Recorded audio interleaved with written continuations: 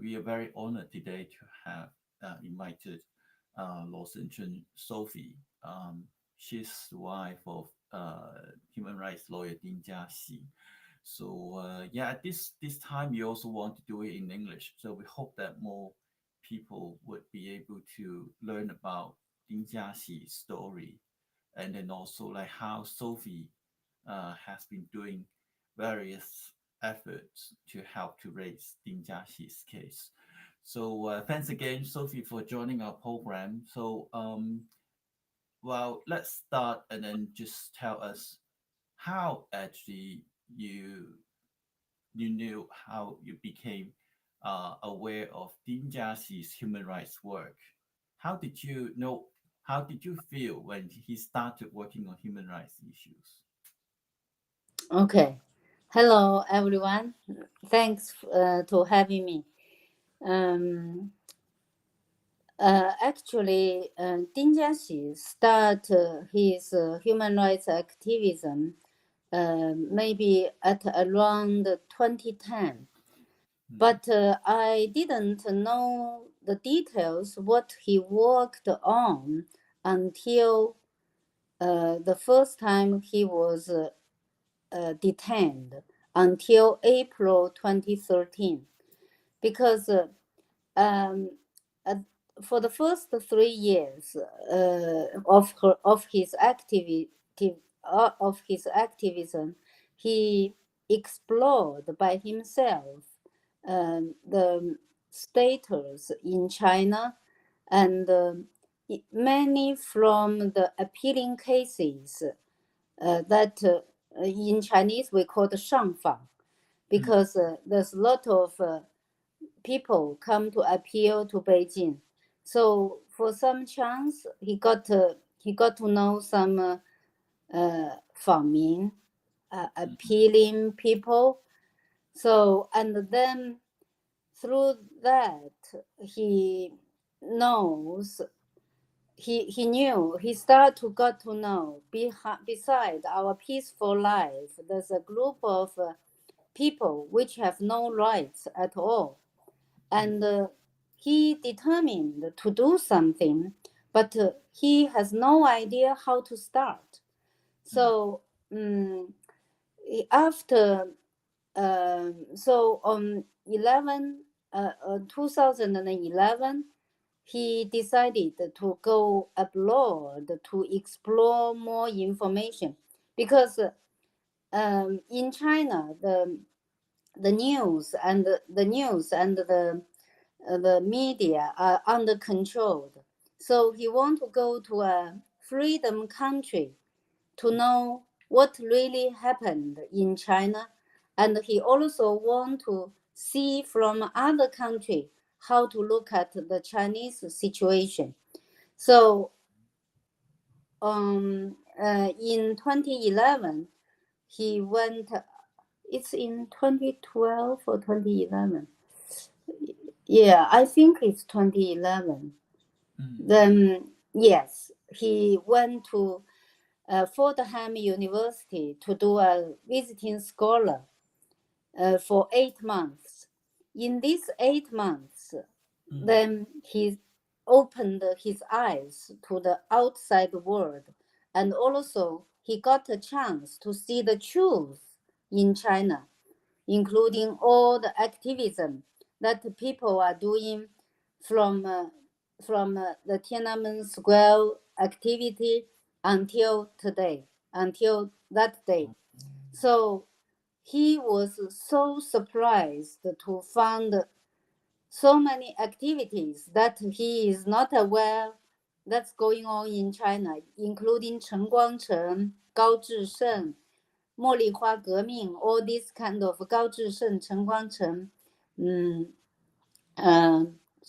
茉莉花, Jasmine flower event, in revolution. and Yeah. a lot of information on the civil society outside China also. So he did a kind of uh,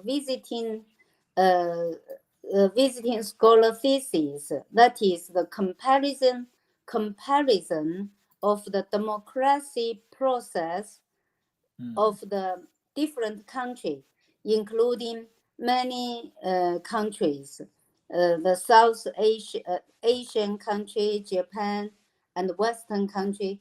He studied all the progress, how they get into the democracy situation. So in that 8 months is a time that he changed all his view about China. So after he came back to China, everyone found him totally became a different person. Use my daughter's description, said he became a 老愤青, means Oh. do not happy with anything in China. 愤 是愤怒的愤，青 Yeah. 是年轻人的青。So he's so angry with the censorship of the internet, because from the comparison he can right away see the difference of the news that he could able to see outside and inside China. It's totally different world. So of course, then starting from then on, he learned to do 翻墙, use VPN in order to see the truth. And then he decided to do something. And then he actually, before he went to US, Fordham, he already, I believe for some chance, he already got to know Xu Ziyong. And then after he came back, so they work more closely together. He started to work very closely with Xu Ziyong regarding how to promote the civil society, what is the best perspective in China to do the civil society. Then both of them come up to the conclusion that to promote people to practice the rights written in the constitution and the Chinese law, because they think we do not need to create anything different. We just need to take the law and the constitution seriously to be a real citizen, but not a subject, not a people just listen to what the party said, what the government said, but to look at the life, use your own perspective to observe, to help each other, to pay attention to what happened around you, to see the truth of what happened around you, but not only listen to the CCTV news. Mm. So that is why they started to promote the New Citizens Movement. This movement basically including 4 aspects of the content. Firstly is citizens' commitment, 公民承诺. It's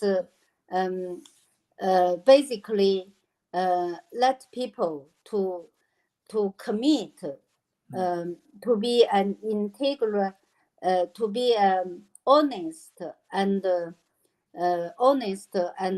brave, or say honest and a person with integrity.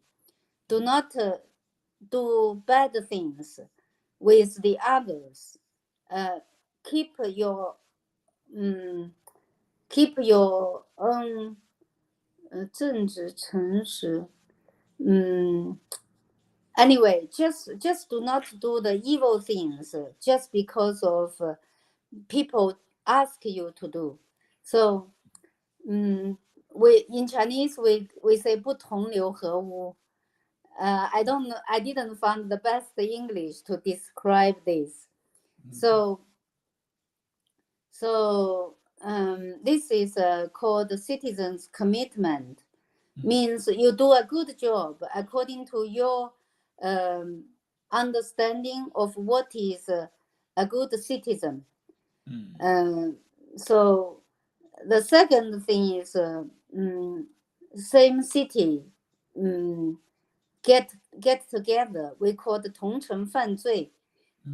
Gathering to do some gathering in the same city, citizens gathering. Maybe I should say this way. 公民聚餐 means every. I believe I think it's last week, a weekend of the month, get together to discuss what happened in your neighborhood, what happened to you, to your family, to your friend, and to share the opinion of what happened. For example, something happened in the school, on the street, to share the common view of what happened in life, and to propose some proposal for to the government, for them to do better, to improve the life, the infrastructure, to to make China better politically, or we call the 民生 is civil life, and also regarding the free. So their slogan is freedom, social justice, and love, and to be a citizen with voice and attitude. We call it 堂堂正正做公民. To be a citizen with your own idea, thinking, and attitude. Do not listen to the others when you don't understand. We call in Chinese 人云亦云, something like that. So, and this is the second. The third is about equal education for the kids. Because in China, some of the people, they leave their homeland to go to the city to work. Then their children are not, because of the residence policy in China, we call the 户口. So their kids cannot follow their parents to go to the city to study, especially to do the college entrance exam. Even they followed their parents to go to school in the city, they have to go back to their countryside to do the college entrance exam. So cause lot of trouble to the children, to the family. So this is equal education. Then the fourth thing is the transparency of the government. They call for the top officials to expose their family asset. This is a way to anti-corruption because in China there's a very bad corruption of the government. Some people have lot of money, and so this is also learned from outside the country, to ask the top officials to expose their family asset. So basically focus on these four aspects. They try to practice the civil rights. But because of that, the government getting not happy, so they will detain Ding Jiaxi and some other friends were detained on April 2013 because they go on street to promote their ideas, to ask, including all what I discussed just now. Okay.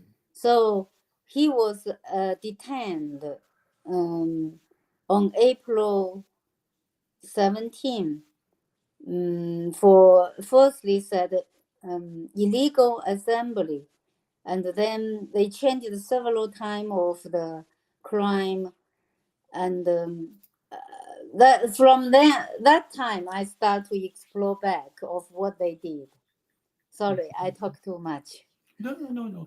I think like it's all very good that you give the background, like, and also it's amazing that you know about, you so like become so aware about like all the details of his movement, and then like my second question is on like, okay, when you find out like he is so much into um, following the human rights issues after reading all the informations from outside, and then also like he started getting very much involved in activism.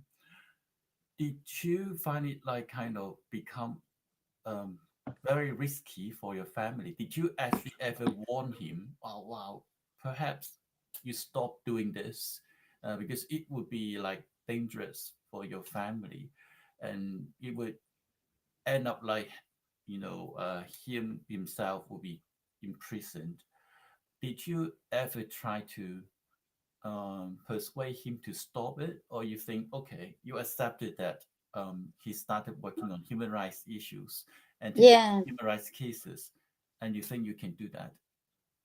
before he was firstly arrested, I I never thought he will be detained or arrested because although I do not know the details what they are discussing regarding the gathering, but he basically briefed me after each of the gathering, tell me what they discussed. I think it's very good. I keep saying I want to join some of them, but because I'm busy with my work, with taking care of my daughters and bring them to all different activities. So I just have no time, didn't get a chance to participate. So he basically briefed me very briefly, talking about what they are doing. He just told me, because he also told me the plain clothes sometimes follow them. So I said, you have to be very careful. But he always think um, doing good things will not be a problem. And I believe so too. I believe in any case, the government will understand they are not doing bad things. They want to do things to make the society better. So before he gets detained, I saw plainclothes stationed around our home, but I didn't take it for serious. I didn't realize it will be the government do not like it so badly, but because I just think it's a different voice, um, different way to make the country better. So I didn't really feel the danger until he was detained. And even after he was detained, I still think I'm able to go to see him. So that's the problem. I didn't get enough education regarding what kind of risk they are facing and what kind of laws I should use to protect myself and my children, and what kind of legal process they might have to go through if they were detained or arrested. He didn't teach me anything about that. Even I'm a wife of a lawyer. I know zero things about law because before we get married, we in order not to have too much confliction, we have an agreement saying we do our professional field separately. He do his job, I do my job. So for the job, we are doing very differently, but we we we communicate our common view, but not very detail oriented about what he is doing, what I am doing. So it's a pity I didn't get enough legal training or education on this aspect by him. He didn't he didn't tell me in case he got arrested or detained what I shall do. So that is real difficulty for me for the first several years in order to figure out a path to speak for him. I was learn I was I was learning by myself with his lawyer since after he was detained. Even after I arrived to United States, I am still learning during the first several years. I moved to United States right after he was detained because actually he was detained the second day after he accompanied me to the embassy to apply for the visa. He also applied a visa at that time, but of course, the second day he was taken away. So after I get my visa, I just moved to United States. He, of course, he asked his friend, told me not to stay in China waiting for him.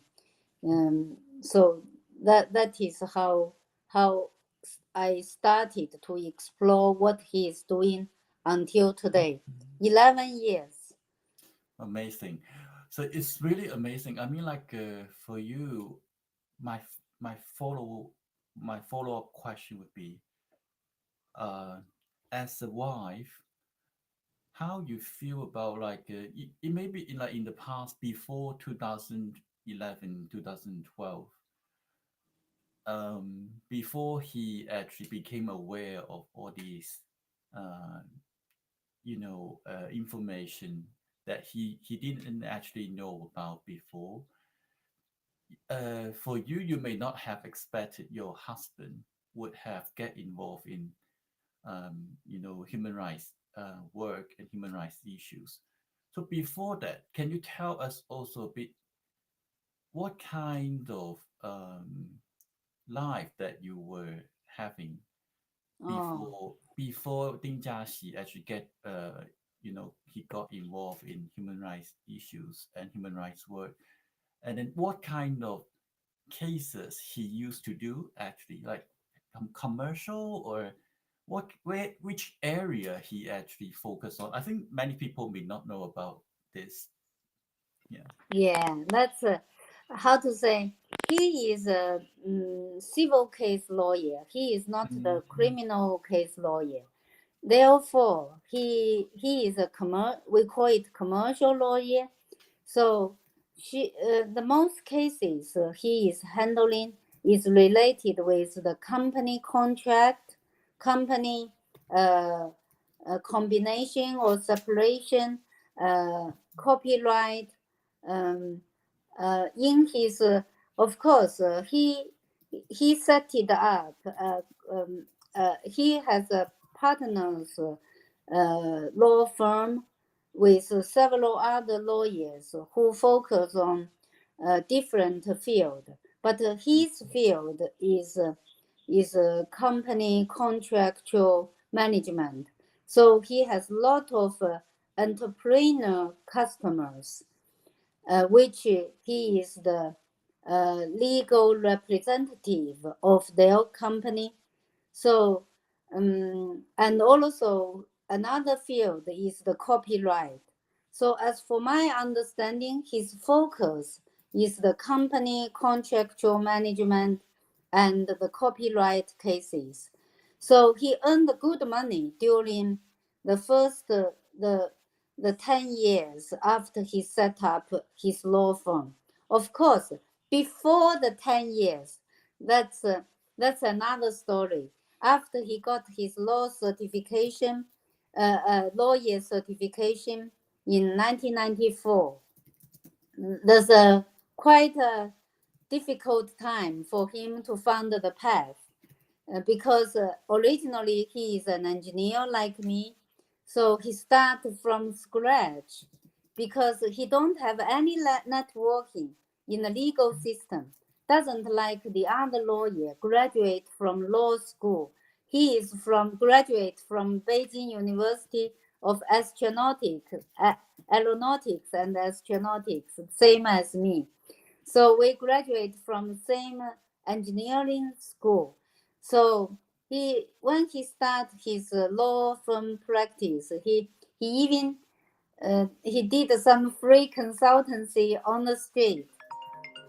Mm. So uh, so that is there's a very hard um, process for him to get into know the law firm system. He worked as a consultant, as a contract lawyer in a law firm, assistant,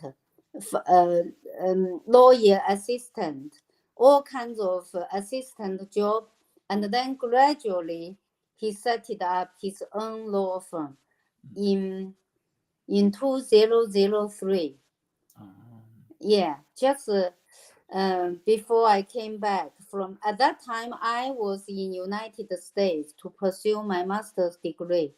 So we are, but after I get back to China on 2004, so we had a um, peaceful life, I want to say, for almost 10 years. We taking care of children, taking care of the two children. I work for Alstom, for the railway company, which I loved to work with. Is a global company, just started the high-speed train business in China. So I am very busy with my work, and he is setting up his law firm, and so because his law firm just outside where we live, so he actually spent more time with the children at that time than me, because I need to do a lot of travel. But in any case, our life is just a very normal, peaceful, beautiful life. I want to say busy, taking care of the children, and for me, I'm very happy with the situation, because I have a good job. I love very much, and the children are happy with parents together, and his mom live together with us, help me with the housework, so I can devote my time into my work. So we had a real peaceful life before he get involved human rights things. Of course, in there is up and down about our marriage. We fight. We have some misunderstanding. At the very beginning, when I came back from United States, we have some because we separated for almost more than 3 years because of my study and work in United States. I tried to ask him to come to United States at that time, but then after he set up the law firm, he said, I don't want to move. I want to stay in China. So I decided to give up my profession in United States and went back to join him. But at the very beginning in our marriage, we did have a difficulty because we separated for so long, and he we kind of reset up our marriage because we we have to get a common view. I'm not very used to the Chinese life after I going back to China. When the I remember the most difficult thing is when I drive. I'm always feel so stressful because the road is so hectic in Beijing, and everyone is so harsh. So I have difficulty to adapt back of my life in China. But anyway, after 2 years, we get back to be in good relationship, because I have at the very beginning I have some communication difficulty with him to because he can't understand my difficulty to adapt back to the Chinese life. Any lot of miscellaneous things. But after that, our life is really I enjoyed very much. Okay, so yeah, I mean, like for you now, after going through all these years, for I mean, like for now, because of Ding Jiaxi's promotion of the idea of a new citizens movement together with Xu Jiyong and others.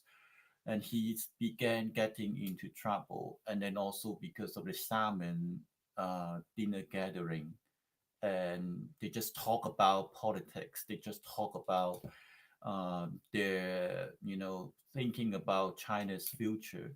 But then they got into trouble and now been sentenced to 12 years. How do you feel about it? I mean, like for you, that you alone, like been in the US for quite a long time. But then, of course, as you recall, like how you had a pretty peaceful and happy life at the beginning of your marriage, and then also you just raised your children together, and now you face like this really really difficult situation when he's in prison for such a long time, and we just had the first anniversary of the imprisonment 2 days ago. How Yeah. do you feel about it now? I mean, like, I wouldn't want to say I wouldn't want to say regret, but how do you really feel like, oh, if he actually hadn't got involved in human rights work, you would not be getting into trouble with all these, grievances. Do you feel it that way, or you feel like, okay, you still feel very much proud of like of what he has done, or how you feel about it anyway? You really ask me to tell my experience for a 10, 11 years long Mm, story. I have to acknowledge at the very first 3 years after I moved to United States, I live in a um, very depressed situation. As you just said, I keep thinking why he have to involve in this. If he didn't, how beautiful our life will be. I I did think in that way in the first 3 years. Uh, when after I arrived to United States. However, even I have a lot of depression, but I can see I'm growing in day by day, getting stronger and stronger. In the first 6 months, I really feel terribly mm, depressed. I can't do anything well. I think at that time, my attitude with my two daughters also very cranky.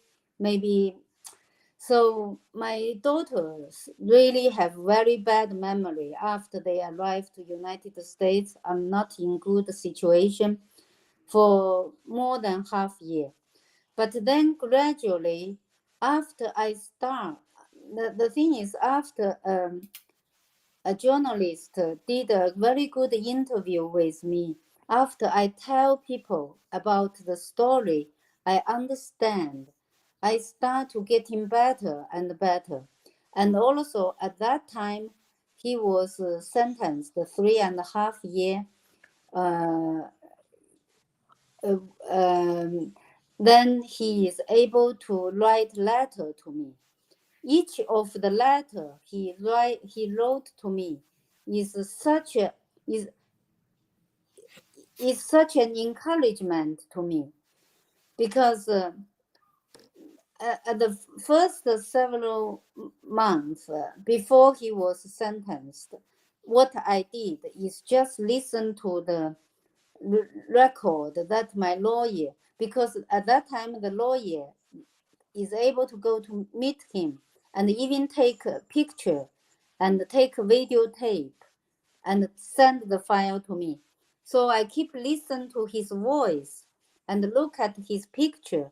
I survived from my depression. And then after I'm able to receive letter from him, I keep writing to him my the things I do not feel happy with, but every time he replied me with encouragement, with explanation, with teaching, coaching me, or say just just he is really my mentor to my life, kind of teach me how to take care of, how to handle the relationship with the two daughters, how to teach them, how to communicate with them. So I sustained for the 3.5 years, totally based on his letters. So every time we write a lot of letter. When I do not feel happy, I write my emotion, or say my mood, by letter to him. And then he will, like a teacher, to reply to me, telling me what I should do, what is the way to look at, what's the perspective to look at life. So in the 3.5 years, I I gradually getting stronger and stronger. And then after, when he is able to, when he is set free after 3.5 years, I became so strong that when uh, I just don't, at the very beginning I cried a lot. And after he set free from the first jail, first prison, 3.5 years, I became much more optimistic person. I feel I'm back to the situation before he was arrested, kind of getting better, because I start to make a lot of friends in United States, in church, in the school, in my neighborhood. So, but he came to visit us for 2 months. Then he decided to go back. I had a kind of course, during that 2 months, we had a much better communication regarding why he have to do this. Mm, so I understand his feeling of mission to going back to China. Although I want him to stay with us, I still let him to go back to China. That is a very hard decision, um, for him, for me to do. But in any case, I don't want him to feel in the jail in United States. So after 2 most happy months, he went back to China. At that time, we communicate with video, always on daily basis. We discuss, we talk. So I understand more and more what he want to do, and then he want to do nonviolent protest, want to promote that, want to continue their cause.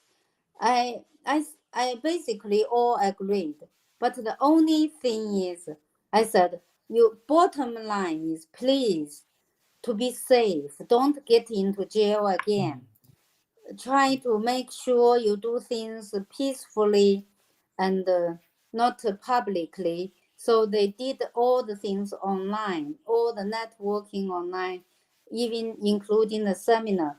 But the Xiamen meeting is, I didn't know that's the second offline meeting.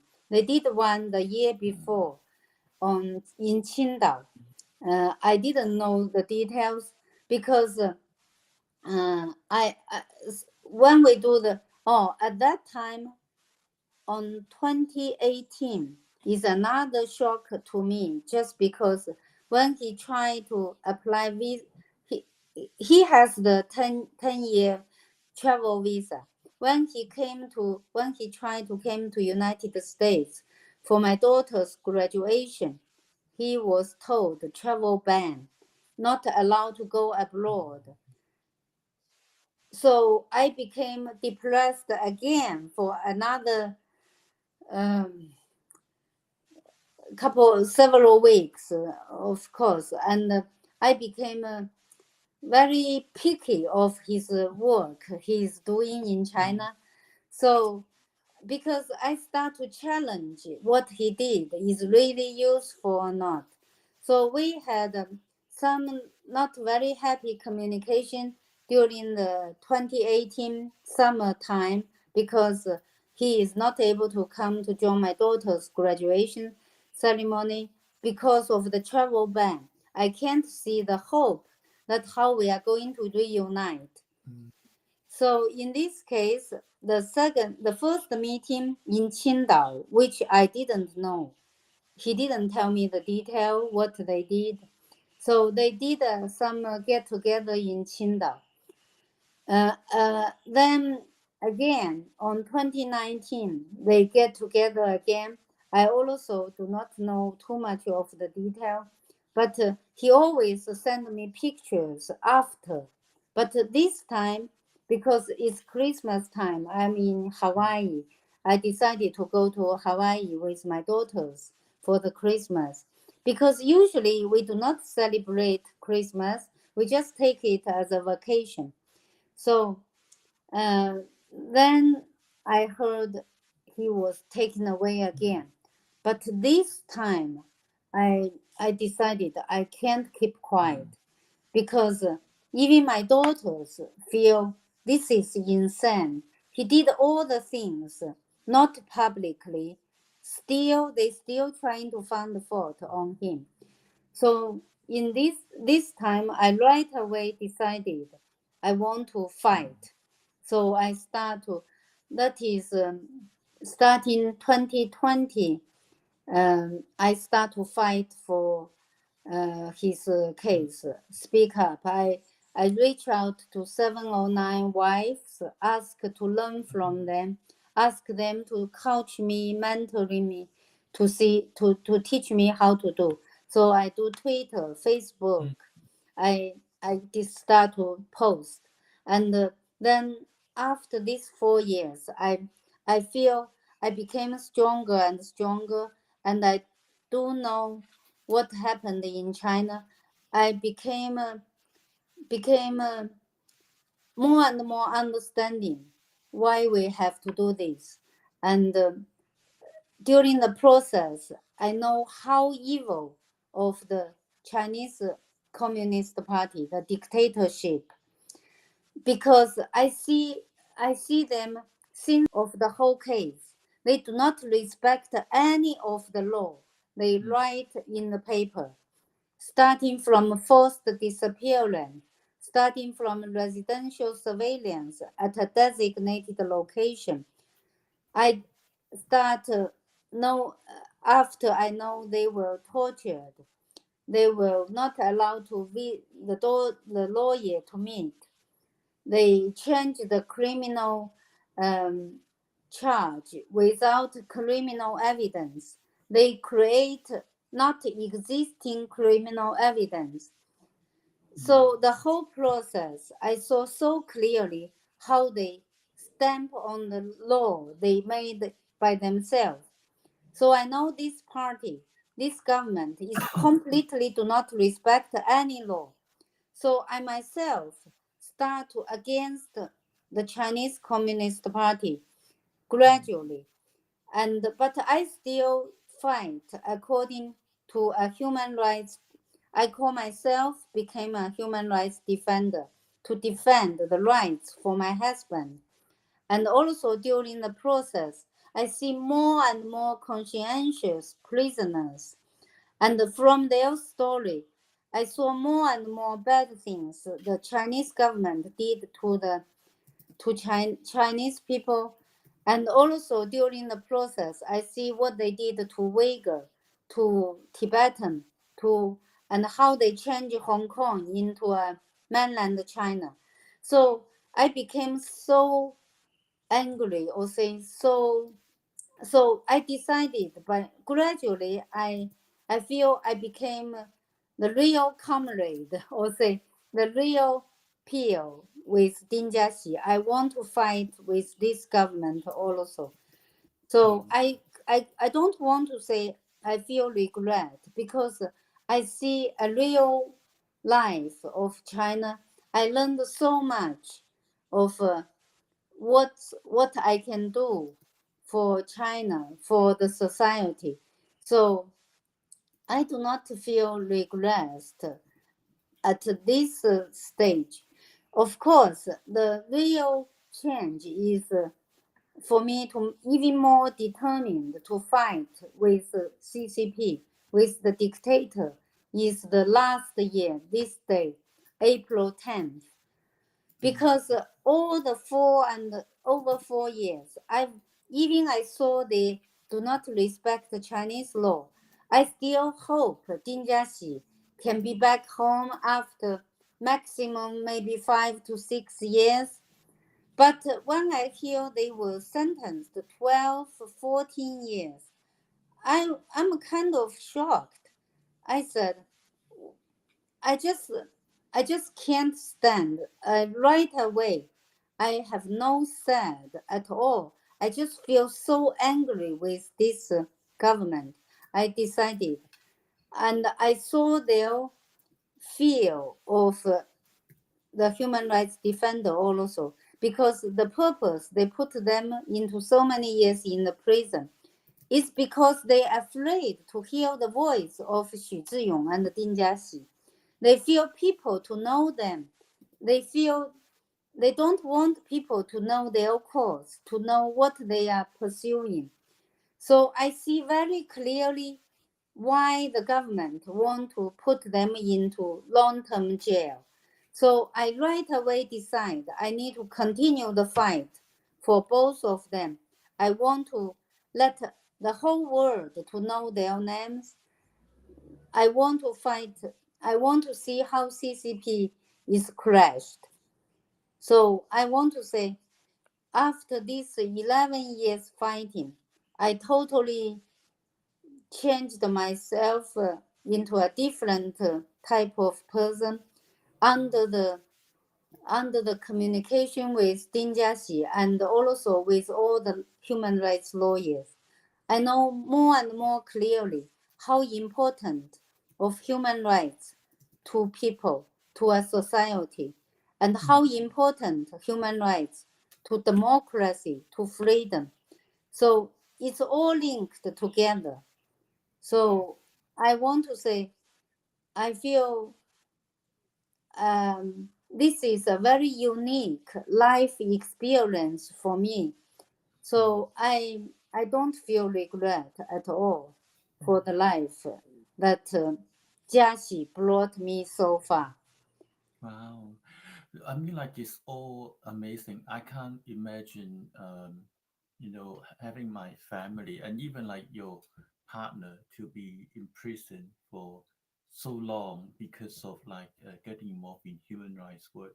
So my last question actually would be on how you envisage, how you would see you would do like in the next few years, because for Jiaxi, unfortunately for him, it's a very long sentence. It's a 12-year sentence.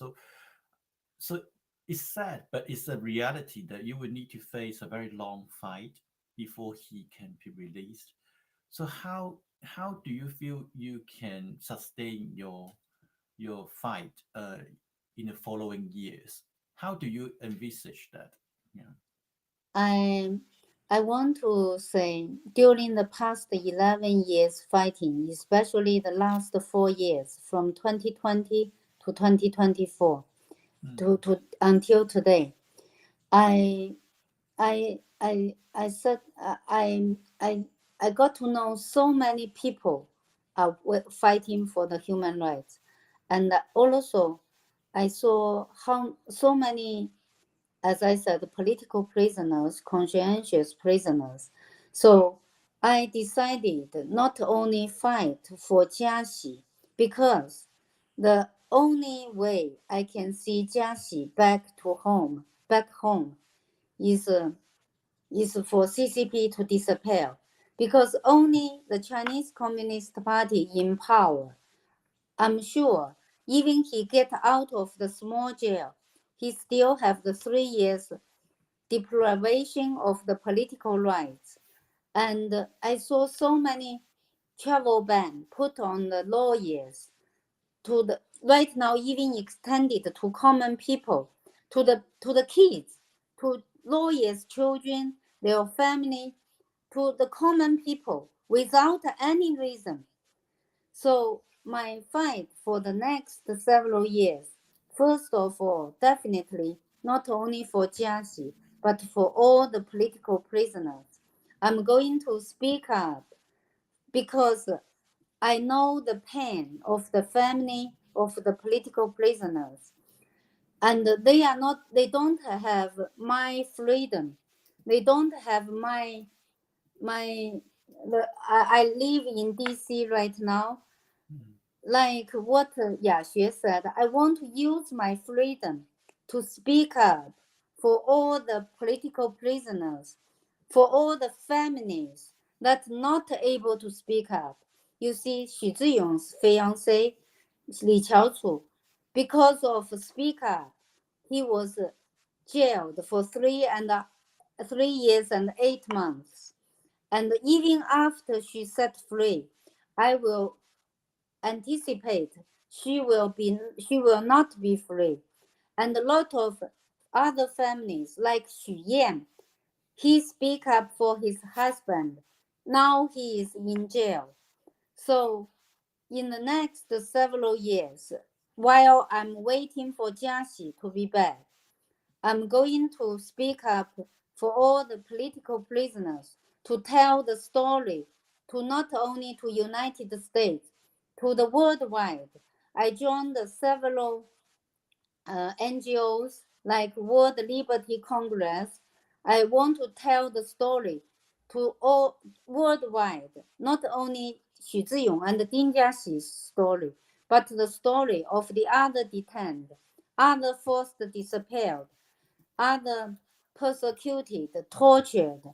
So this is from this perspective, I want to let the whole world know the truth of China, know the truth of Chinese human rights lawyer, their family, know China's political prisoner, their family. So I wish the outside world know the real China, to know the lying that Chinese government did to the world. Do not cooperate with them on business. Do not expect that China can be changed after the economic development. Chinese Communist Party, I want to tell the whole world, Chinese Communist Party is not going to change into a democracy government because they don't have democracy in their blood, in their in their in their doctrine, or say in their, so they will never respect human rights, never respect any rule of law. So I wish outside world do not cooperate with the present government of China, and to isolate them, and make them to change, and to support China change. I believe in this way, I'm sure China will be changed because of economic pressure, because of the pressure from community society, from international community. So I wish people to know the truth, not only the governmental level, but the common people level. I'm going to keep telling my story, the story of the families of the prisoners. And of course, I have a lot of other activity I want to do to to to speed up the the the dictatorship crash. But that is something I'm not convenient to discuss in here. To discuss here, I have to.